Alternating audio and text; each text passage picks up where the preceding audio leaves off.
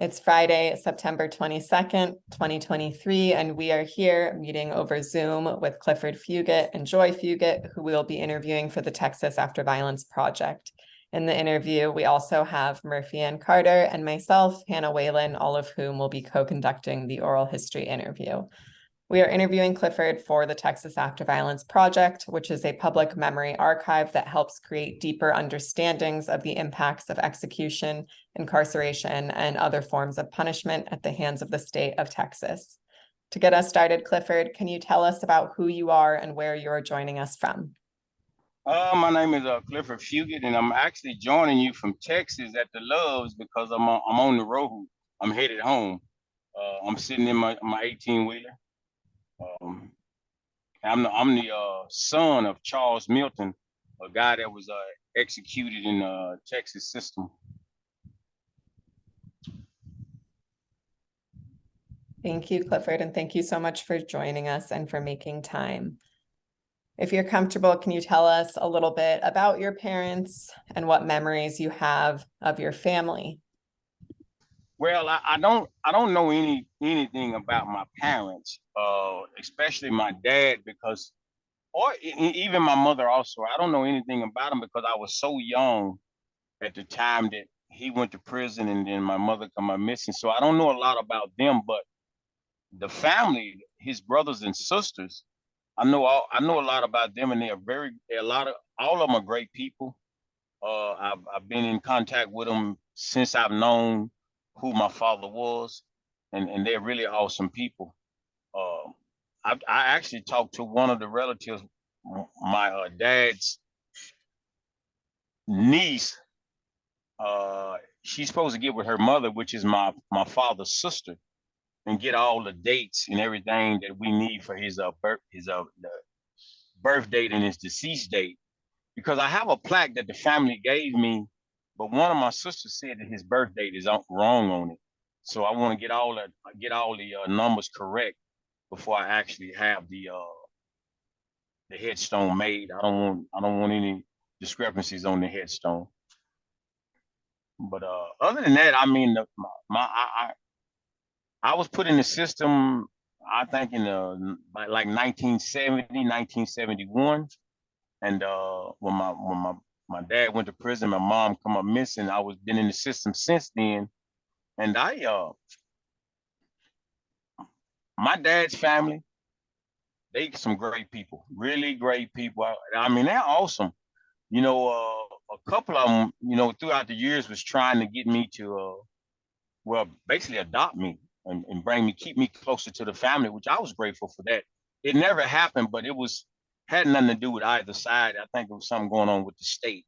But other than that, I mean, our family is awesome. They are really great people. Um, I don't know, I don't know what else other to say than that. I mean, they're just good people. Thank you so much, Clifford, and for sharing about your relationships with them and how they kind of took you in. And I'm curious, you mentioned trying to figure out exact dates. When you're working on that, or your family members are working on that, do Uh-huh. you rely on like documents or family members' memories, or how do you go about that? Well, I reached out to his sister, which is my auntie, and I don't know if she's gonna go by a birth certificate or whatever the case is, but she did say she would when she get all the numbers correct, she would get those to me. And I did also explain to him what the process of what I'm trying to do. Once I get the headstone back, I mean, once I get it back, then I won't, because she's a minister, and I want her to meet us in Huntsville at the Northside Cemetery. And when I place the headstone myself, I'm gonna do it myself. I've already reached out to the president of the Northside Cemetery, and he said he have a staff that would assist me. I don't want anybody to do it. I want to do it myself. And I also have a brother, which is his name is Charles Jr., my dad's oldest son. Hopefully, I can get him involved. I haven't talked to him, I don't know, within the last month. So once I get with him, then maybe he and I can just place the headstone. But yeah, they everything is good. They really great people. And then she's gonna try, like I said, I don't know. the resources she's going by to get the actual dates. But I'm just waiting on her to get back with me as we speak. Thanks, Clifford. And you mentioned the process of kind of speaking with the leadership at the cemetery. And we know you through the process you've been going on to try and locate your father's gravesite and the videos you've created. Could you tell listeners who might not know about that, about your work there? Well, I just want to say I think that it was just I'm a big spiritual guy, and I just think God had stepped in and took over because one morning me and all my children and my wife, we went to Huntsville to the regular cemetery where inmates are buried once they become deceased in prison. So we went there and we walked the whole cemetery based on the information that we got. They said you can go by the numbers. Some told me you can go by alphabetical order, but that's not true because there's no names and nothing there. It's just all numbers. So I have his TDC number, and so we all walked the cemetery and we could not find it. So I went back to the bird unit, the unit to where he was actually at, and right there by the cemetery. And I spoke with the lady, and the lady said if you couldn't find it by the number, I told the lady I was a son of a guy that had been lethally injected in the system, and she gave me her condolences and everything, but she also told me that there was nothing she could do if I couldn't find the numbers out there. Then she didn't know how to help me. But when God stepped in, this very same lady, I was at home because I was working nights at this time, so I was at home like 2 or 3 days later, get a phone call from this lady at the prison, and she tells me it didn't sit well with her not being able to help me.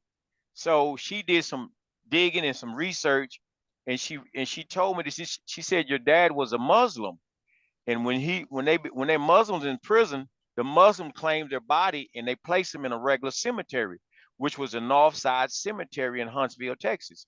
So after she told me that, she gave me the numbers that she had. So I called the cemetery, and I called the cemetery, and the secretary answered, and she told me that she do have a C. Milton in that graveyard. So I asked her, well, when can I come out and speak with somebody to help mark it off and find it and probe it and let me know exactly where his grave was. So that's when the president of the Northside Cemetery contacted me, and he told me that be mindful it was during COVID, so he was real cautious about it. So he says he gave me a date and time to meet him there, and we met at the cemetery with his map, with the map with Charles Milton on it, on his map, and he walked it and marked it off, and then he got right here and said he got in a certain area and said this is what Charles Milton is buried right here.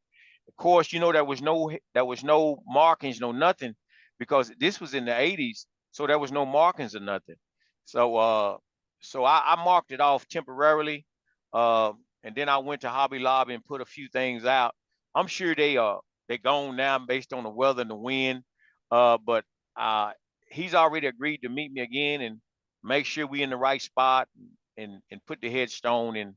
So I'm excited about that. So but yeah, that was the process. Was it was just the lady, the spirit that had touched the lady at the prison.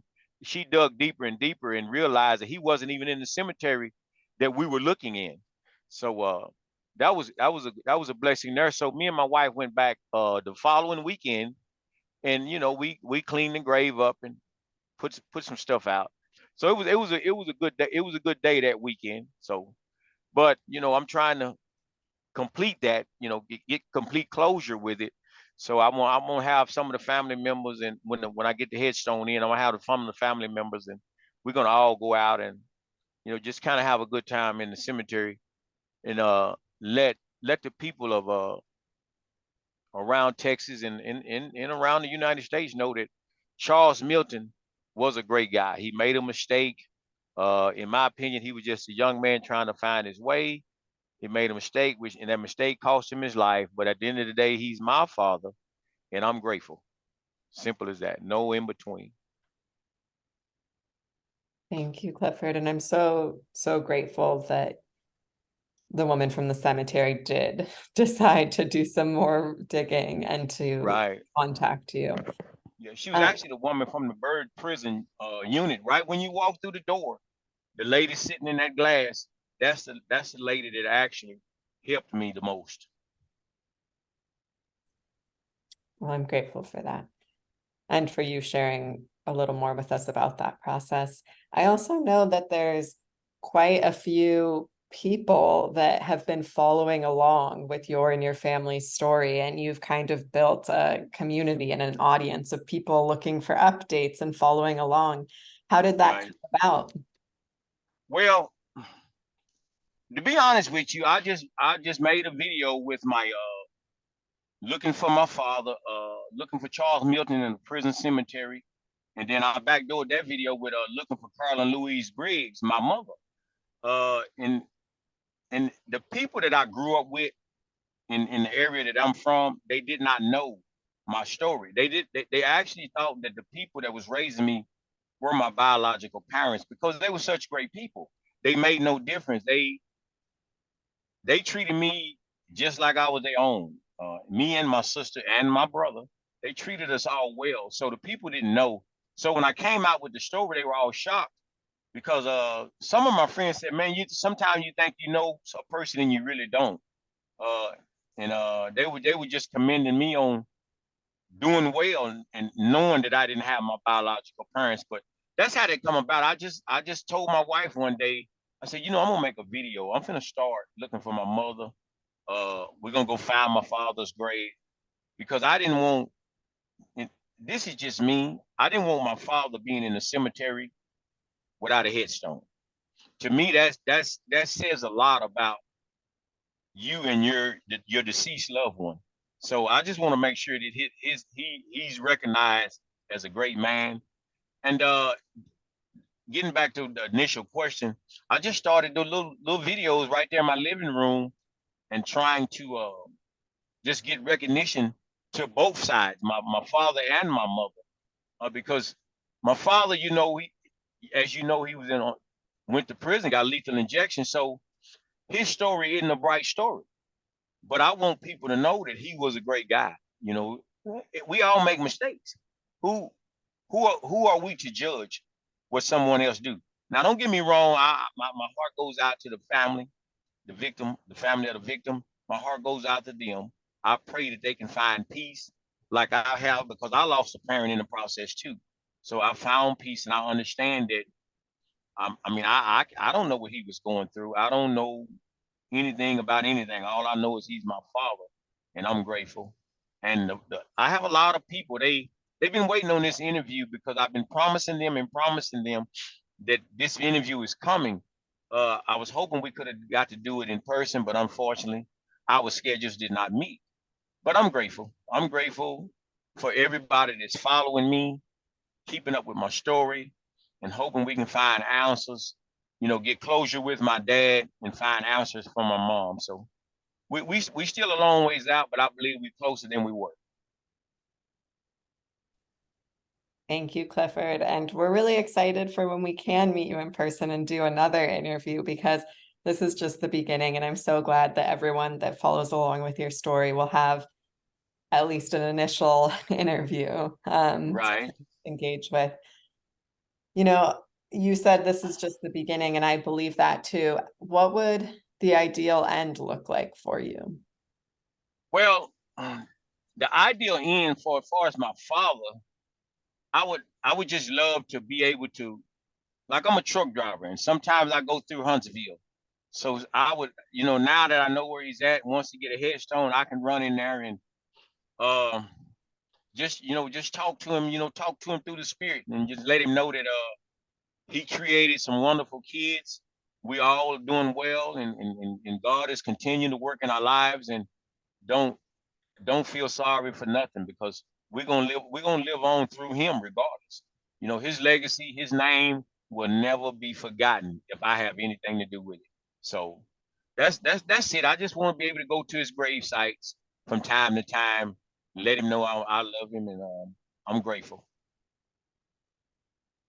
But and then when it comes to my mother, it's been so long because that's a total different situation. She came up missing. So I really don't know what I feel in that perspective, because if she's alive, I would love to try to be there for her the rest of her life. If she's not alive, I would love to do the same thing for her that I'm doing for my father. So I don't know when it comes to my mother. I just want to find answers. I'm just looking for answers from anybody that I can get them from.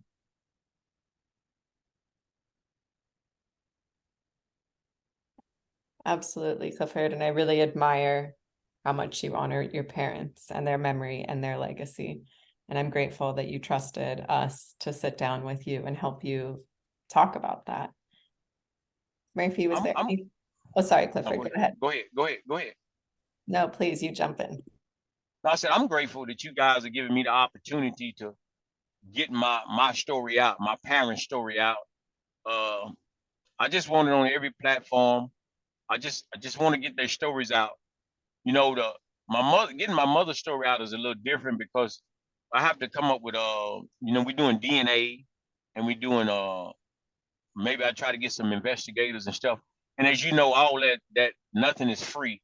So I'm a truck driver. I don't make a lot of money, but as I make the money, I will put it toward what I need to put it toward to get get some other things going for my mother. And then my father, I just want the world to know that he's all right. He's good. He created some great kids, great kids. I have some on my father's side, I have three other sisters and a brother. Um, and they awesome. They awesome. I talk to them from time to time. Not all the time because we didn't grow up together, but I do speak with them. You know, from time to time. But at the end of the day, they all great kids, great people. My father, he outside of what he did, I think he was an awesome person. I really do. Uh, I don't really know what else to say when it comes to that. I just want to get a little closure and make sure that he knows, through the spirit that his kids love him. Thank you, Clifford. Murphy, did you have anything you wanted to add? No, I don't think I did. Also, hi, Clifford. How you doing? It's thank you so much for everything that you're sharing. And I just you're the dedication that I can just feel, even though we're talking virtually right now, we're not together in person, and the way that you're honoring your parents, like Hannah said, Right. it means so much. I feel so grateful to know about it, and to know there's so much work that you've put into this, Right. and how much time that it probably has taken as well. Right. I mean, but it's to me it's a pleasure. I don't look at it as a lot of work or nothing. It's just a pleasure because I growing up, don't get me wrong, some of my family members gave me bits and pieces of what my parents was about uh throughout my life. But now I'm actually applying myself to learn all that I can learn about them. So it's a joy to me because, I have to live out my enjoyment through all my family members that knew my mother and my father. I have to live my enjoyment out through them. So I'm flattered about it. I'm just flattered about the situation, to be honest with you. That's beautiful. What were some of the bits and pieces? I know that's how you kind of just described it, that you had heard about your parents through other family members. What were like the first things that you got to learn? Well, the first thing I got to learn was one of my aunties. Well, she's a family member. She's really not my aunt, but I call her my aunt. Her name is Edna Wilson, and she would always tell me how protective my mother was of her, because when they come from another city and moved to Bonham where my mother was, and my mother was just really protective of her cousins, and she just telling me how sweet my mom was, and my dad, some of his sisters and some of the other relatives would tell me how how good of a guy he was from day to day, and then certain things happen and things change, but he at the end of the day, they was telling me that he was a great guy. You know, they didn't really give me a lot. And believe it or not, I lived with my dad's mother for about, I don't know, 6, 7 months. I lived with her. We called her Madeir, and she was awesome. She was awesome. I would come through the door and she would say, "Charles, is that you?" She said, because she thought I looked so much like him. So I was just so grateful of that. Just to be in that realm with my father. But yeah, they always said he was an okay guy, you know. But as time go on, life changes, and we understand that. So, and like I said, I'm not here to pass judgment on anybody because I've made mistakes in my life, and nobody has judged me. They've allowed me to relive my mistakes and become a better person. So, who am I to judge anything else outside of what I know? So, I'm grateful. But they said he was a great guy. He was outgoing, good guy. So, and then they say my mother was a protector. So you can't ask for no more than that. That's true. You really can't ask for more than the combination of love and protection. Uh-huh. Clifford, Yeah. oh, sorry, go Go ahead. ahead. No, I was just saying that it was those two DNAs is the reason why I'm here. And I think this was a perfect match, in my opinion, because like I said, I went through my changes in life, and none of them, I don't blame nothing that I went through based on growing up without parents. I don't blame that because I've always known right from wrong. So, based on the changes that I went through in life, I've overcame them, and their DNA is, I'm a product of those two DNAs, and I'm grateful that they were able to bring me into this world. With the grace of, with the help of God, I'm happy.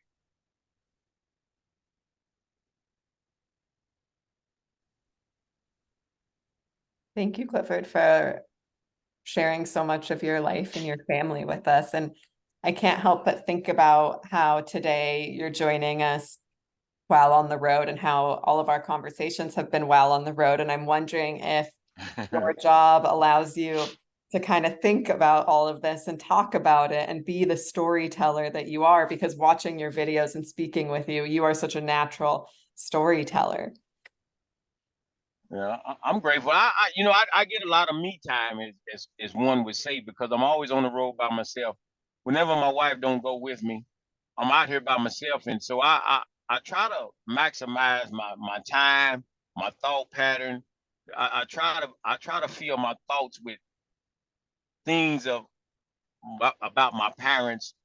Just thoughts of maybe if one day if I ever got to meet my mother, what I would say to her, or if I would have gotten to meet my dad, what I would say to him, what our relationship would be like. Because I've had some good relationship with some men that participated in raising me.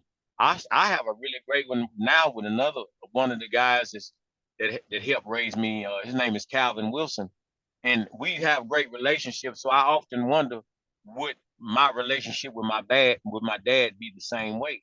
So I just, I fantasize a lot, but at the end of the day, I'm still focused, and I truly understand uh the circumstances and the situation. So I just think about them, and I just ask God to, kind of mend that broken heart that I used to have, because I'm pretty good now. I'm solid with it. Um, I got great family support in my wife and kids. So and even the people that raised me, it's some women right now. If you tell them they're not my mom, they would talk, they would give it to you, because there's a couple of women right now that'll tell you, that's my son, and I'm grateful. I'm grateful for that. I'm grateful. So it's just, life is good. Life is good. God has humbled me to understand that I grew up without parents because He said grow up without parents. If it wasn't God's will, my parents would be here. So and that's just what I believe. So I'm humble. I'm humble in that situation.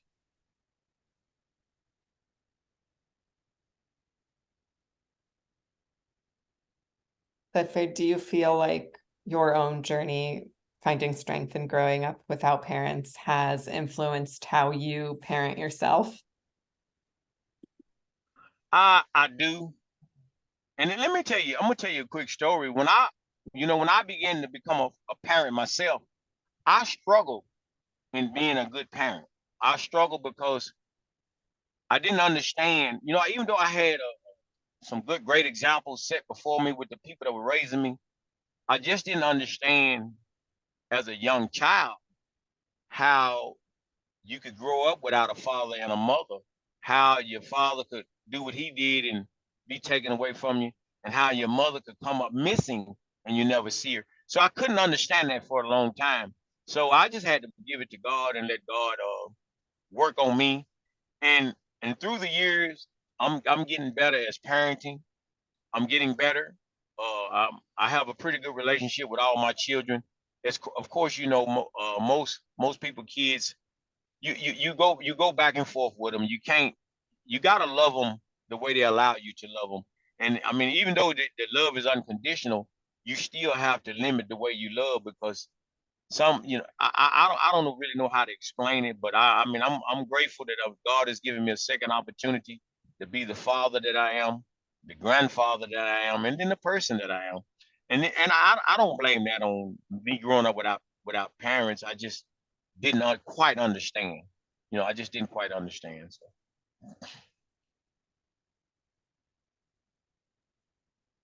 Thank you. I wanted to leave some time to Clifford to see if there's anything else you wanted to share or questions you wanted to ask before we leave each other today. I just want people out there to know that if you have parents, no matter what the problem is or the circumstance or the situation is, love your parents. Love them because tomorrow is just not promised. It's just not promised. I'm 55 now. I spent 53 of those years without parents. So if you have any memories or any love for your parents, love them right now. Don't just love them. Just love them. And that's pretty much it for me. And I'm grateful that you guys interviewed me. Clifford, we're so grateful to you. Thank you so much for your time today.